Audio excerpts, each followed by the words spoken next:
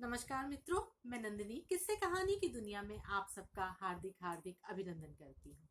दोस्तों, मैं उम्मीद करती हूँ मेरा चैनल किस्से कहानी और इसमें मेरे द्वारा प्रस्तुत पोस्ट आपको पसंद आ रही होगी। दोस्तों, अपने शुरुआती वीडियो में मैंने कमायनी का परिचय और कमायनी की कुछ विशेषताओं के बारे में एक वीडियो पोस्ट किया था और अब यहाँ जो एक सीरीज शुरू होने जा रही है वो है कमायनी के सारे सर्गों की व्याख्या।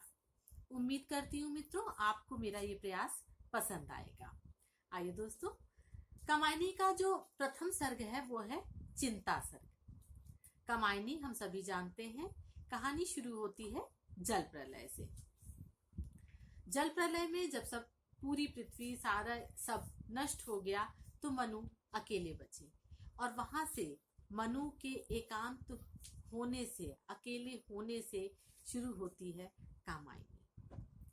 हिमगिरी के उत्तुंग शिखर पर बैठ शिला की शीतल छांव एक पुरुष भीगे नैनों से देख रहा था प्रलय प्रवाह। कमायनी प्रसाद जी की जो कवित्व है उसकी उत्कृष्टता को छूता हुआ काव्य है। इसकी प्रथम पंक्ति ही पाठक के हृदय में एक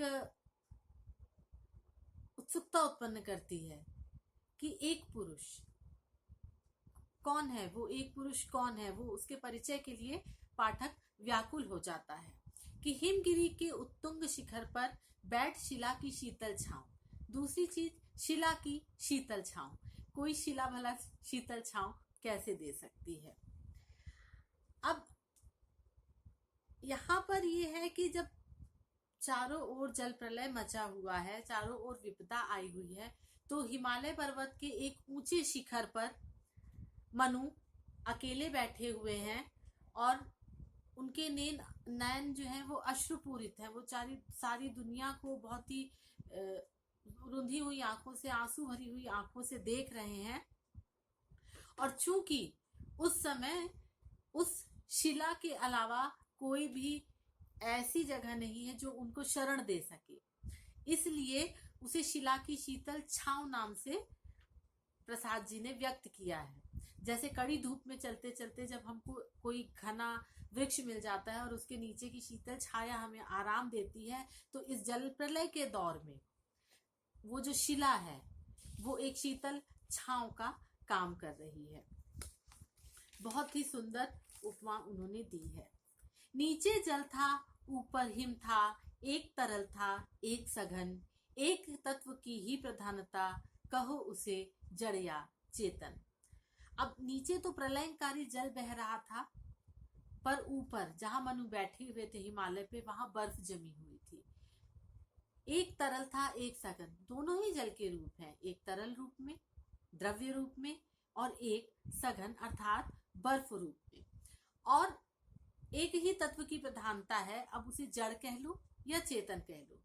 अब यहाँ पे ये चीजें दोनों रूप में प्रस्तुत होती हैं। आप इसे प्रकृति के रूप में भी देख सकते हैं और ये मनु की मन स्थिति का भी वर्णन करती है कि मनु जीवित है, चेतन है, लेकिन इस प्रलय से, इस तबाही से वो इतने स्तब्ध हैं कि हिम हो चुके हैं। अर्थात मनु भी पुरुष रूप में एक समय में जड़ भी हैं और चेतन भी हैं। दूर दूर तक विस्तृत था हिम, स्तब्ध उसी के हृदय समान, नीरवतासी शिलाचरण से टकराता फिरता पवमान। जिस प्रकार मनु का हृदय इस पूरे प्रलय को देख करके चेतना विहीन हो गया था, उसी तरह दूर दूर हिमालय भी बर्फ से ढका हुआ एकदम निश्चेष्ट था, एकदम शांत। शिलाएं ऐसे शांत थी जैसे मनु के अंदर की सारी संवेदनाएं शांत हो चुकी थी इस प्रलय के बाद। और पवन टकरा टकरा कर शिलाओं से उसी प्रकार वापस जा रही थी जैसे जीवन स्पंदन मनु के हृदय से बार बार टकरा करके उसे चेतन करने की चेष्टा कर रहा हो, मनु को मुख्य धारा में लाने की कोशिश करने में जिस प्रकार हृदय की सारी गतिविधियां असफल सिद्ध हो रही थी, उसी तरीके से वो पवन शिला से टकरा टकरा करके वापस जा रहा था। तरुण तपस्वी सा वह बैठा साधन करता सुर शमशान, नीचे प्रलय सिंधु लहरों का, होता था सब सकरुण अवसान। अब जल प्रलय के कारण समस्त देव जाति का विनाश हो चुका था। संपूर्ण धरा मानो शमशान के समान हो चुकी थी।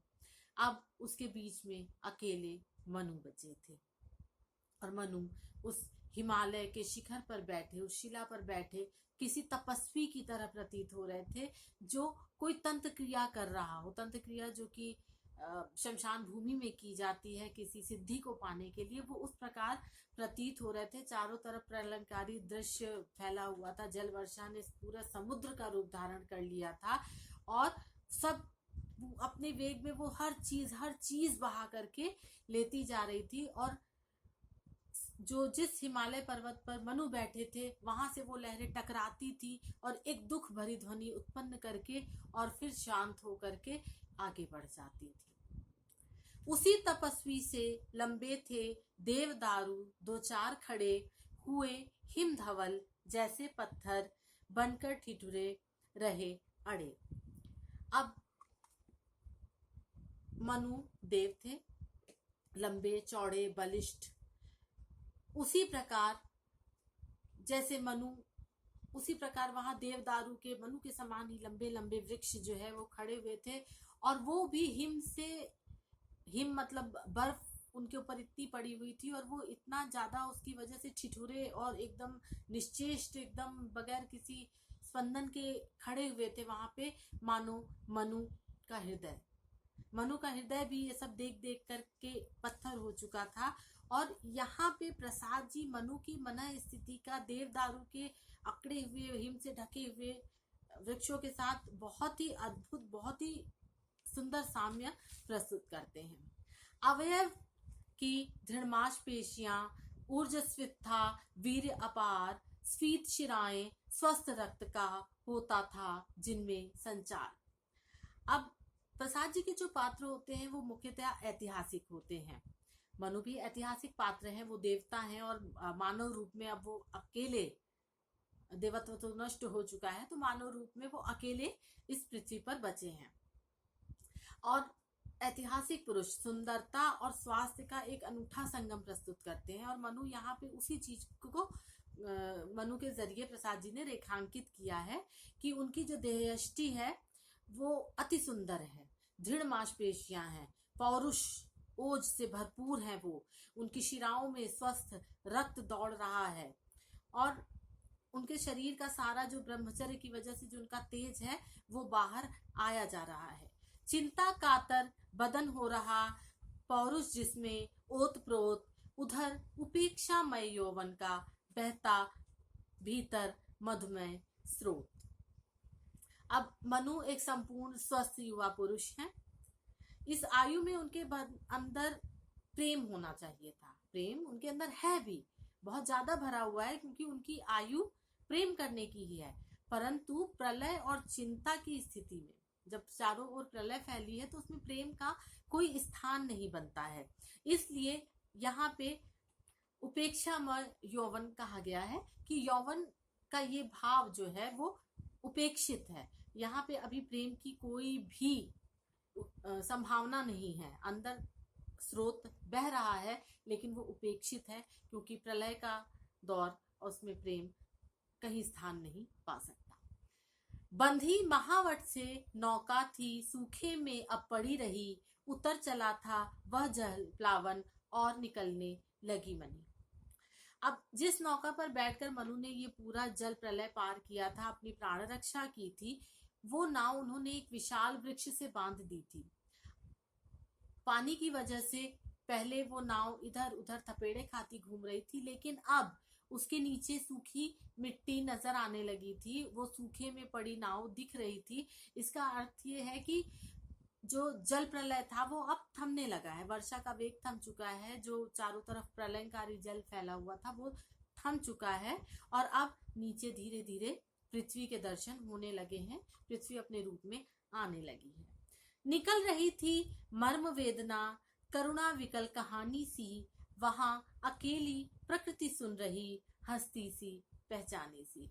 अब मनु अकेले बचे हैं, अकेले पुरुष हैं, वो नितांत अकेले हैं और समस्त पृथ्वी शून्य हो चुकी है। ऐसे में मनु के पास प्रकृति के अलावा वार्तालाप बातचीत करने के लिए कोई भी नहीं है और वो उसी से अपनी दुख गाथा कह रहे हैं। बहुत ही करुण स्वर में, मर्म वेदना, बहुत ही करुण स्वर में वो अपनी सारी कथा, सारी कहानी कह रहे हैं। परंतु प्रकृति प्रकृति तो सदा से ही अभ्यस्त है, उसको तो आदत है इस तरह की कहानियां सुनने की, सुख की कहानियां, दुख की कहानियां। उसके हृदय में अगणित ऐसी कहानियां भरी पड़ी हैं, तो उसके लिए ये सब चीज कुछ भी नवीन नहीं है, उसमें कुछ भी उसके लिए नया नहीं है। अतः प्रकृति सिर्फ हंसती रही। अब यहाँ पर प्रकृति का हंसना, पृथ्वी का दिखना इस बात का प्रतीक है कि जल प्रलय थम चुका है और प्रकृति नवजीवन की ओर उत्प्रेरित है। वो नया रूप ले रही है, कोपले फूट रही हैं, जल प्रलय उतर के पृथ्वी निकल रही है नीचे से। जैसे ये नवजीवन का संकेत है, जैसे अंधकार के बाद प्रकाश आता है, दुख के पश्चात सुख आता है, ये यहाँ पे उस चीज का इंगित कर रहे हैं। ओ चिंता की पहली रेखा, अरि विश्ववन की व्याली, ज्वालामुखी विस्फोट के भीतर प्रथम कंपसी मतवाली।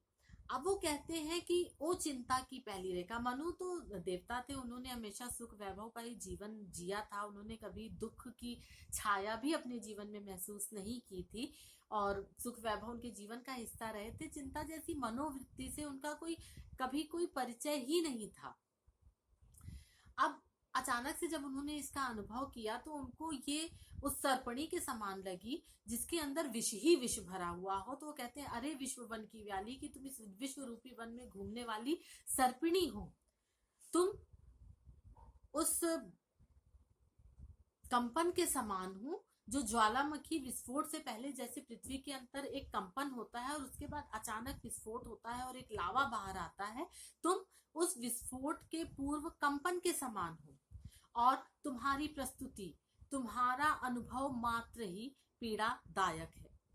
हे अभाव की चपल बालिके, री ललाट की खल रेखा, हरी भरी सी दौड़ धूप, ओ जल माया की चल रेखा। अब चिंता तो यूं ही दुखद होती है और मुख्यतः जो चिंता होती है वो अभावों से आती है।